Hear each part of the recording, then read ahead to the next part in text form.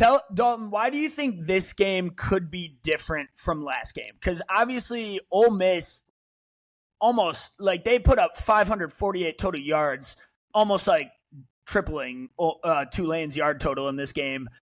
So like what chance do they have to make it different than last time? Because I don't think it'll be that a 45-10 blowout, but like if you're in the Tulane locker room and you're getting hyped up for this game, what can they do that's different than the last game in order to try and just get closer?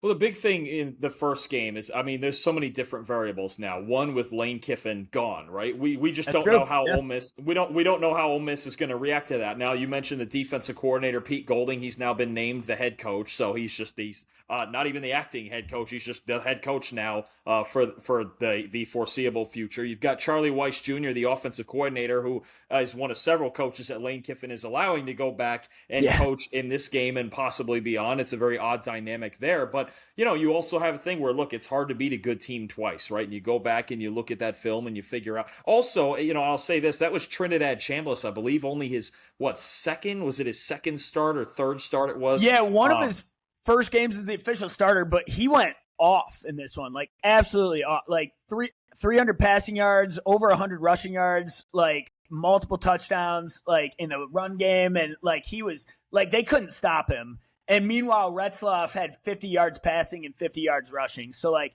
it was just could not have been polar opposite for each QB.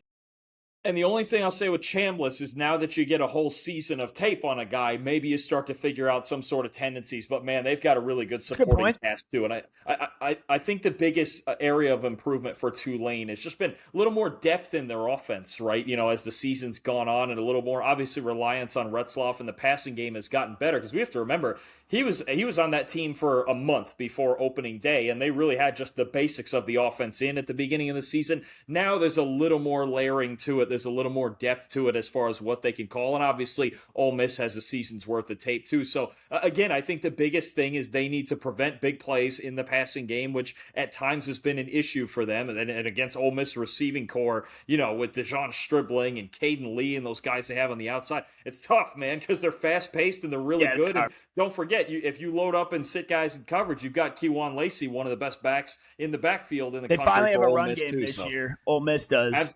Absolutely. They finally replaced Quinshon Judkins is what they did. Yeah. They didn't have that last year. So could have used him last year.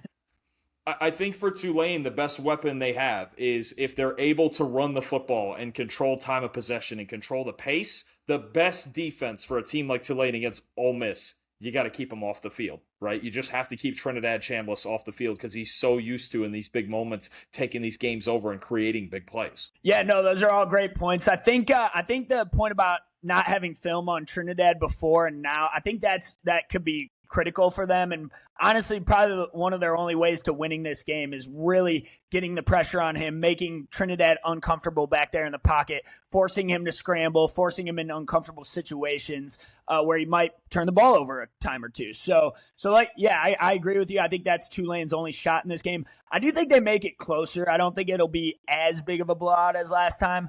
I'm going to go 17-37 Ole Miss, Rebels winning this one. Still 20-point blowout. I don't, it's not crazy close, but it's not as bad as last time. So I do think they improve.